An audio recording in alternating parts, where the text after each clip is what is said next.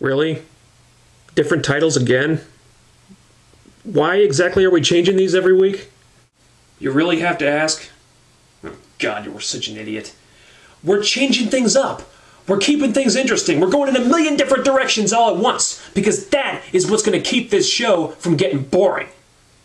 But don't you think we should pick a direction and just stick with it for a while to give the show some consistency? I mean, people like consistency. No, they don't. Consistency is boring. And I would rather this show be totally off the wall and completely batshit crazy, because that is better than being boring. I worry that people are going to start to think that the videos aren't making any sense. Have you forgotten what we're doing here? We're reviewing television. It doesn't have to make sense.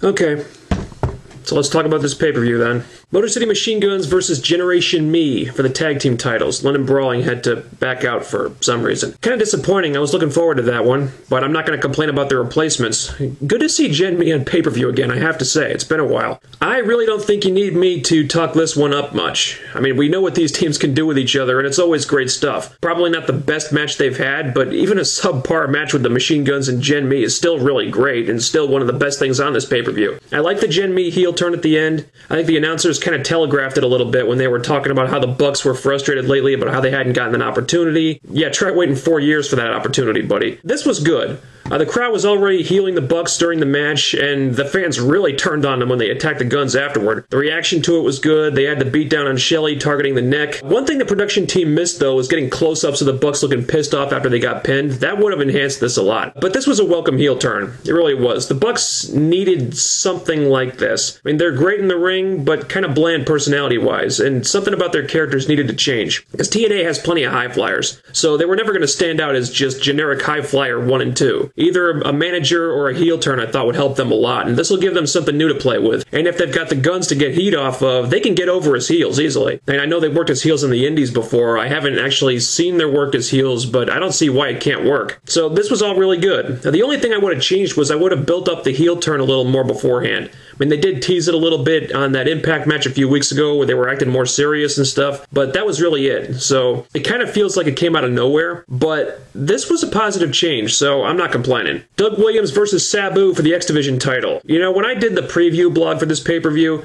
I said that this match could be the sleeper of the card. It didn't quite get there. It was going all right until they brought the chair in. Then Sabu started botching spots, and the rest is history. There was that really badly blown Hurricane Rana off the top turnbuckle, which was just terrible. And then the springboard to the floor where he couldn't get over the ropes because the ref cut him off. That part was just confusing. I mean, they did like 10 chair spots prior to that one, which the ref was fine with, but suddenly the chair was not allowed anymore?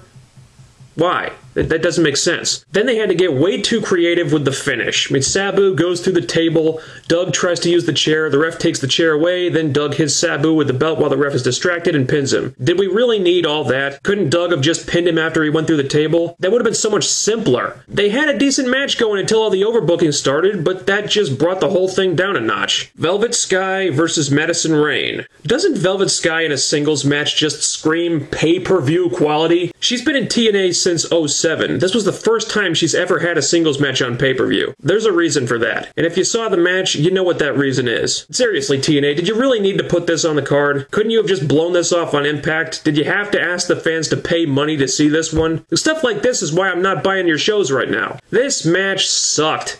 Everyone knew it was going to suck. Hell, Velvet and Madison probably knew it was going to suck. The crowd was asleep, no one cared. The only saving grace was that Lacey didn't get involved. Madison Rayne loses again. She's now lost to the Beautiful People 1.0 several times in a row in the last month. Hopefully this is a sign that her push is finally coming to an end. If the writers want her and Tara to go after the tag team titles, that's fine, but no more singles pushes for her. Like I said, Madison can be a good mid-carder. She's just not top star material. Sting and Kevin Nash versus Samoa Joe and Jeff Jarrett. Really not much to say about this one. Sting and Nash beat up Jarrett, they bumped around for Samoa Joe, then the babyface Jarrett hit the heel Sting with the baseball bat and the faces won. Again, I have to repeat my point from earlier. Who the hell are the faces and who are the heels? I would really need someone to explain this to me if I gave a crap about this feud at all anymore. But I really don't. The right man went over, Joe submitted Sting, that's all I care about. Abyss versus Rhino, no DQ match. You know, this was good. Nothing really insane happened, but it was a fun, enjoyable brawl.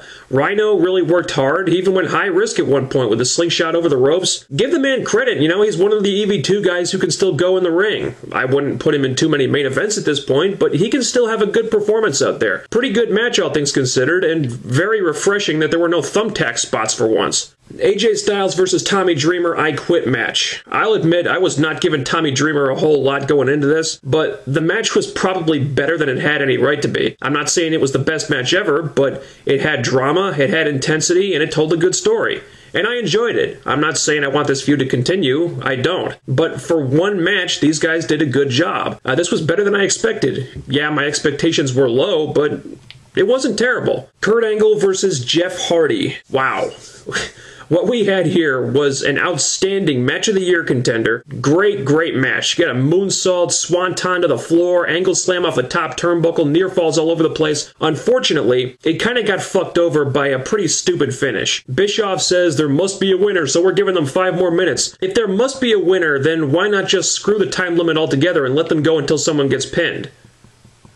Wouldn't that make more sense? And the finish was so lame, too. I mean, they ended the match because Angle's bleeding too much. The blade job wasn't that bad, and since when is that grounds for stopping a match in this company? Why is it such a big deal when guys have been doing sick blade jobs left and right lately? And why the hell would you declare it a no contest? And if Angle couldn't continue, then shouldn't Jeff have been declared the winner? In MMA, if a fighter gets cut open really bad and the fight has to be stopped, the other guy wins the fight.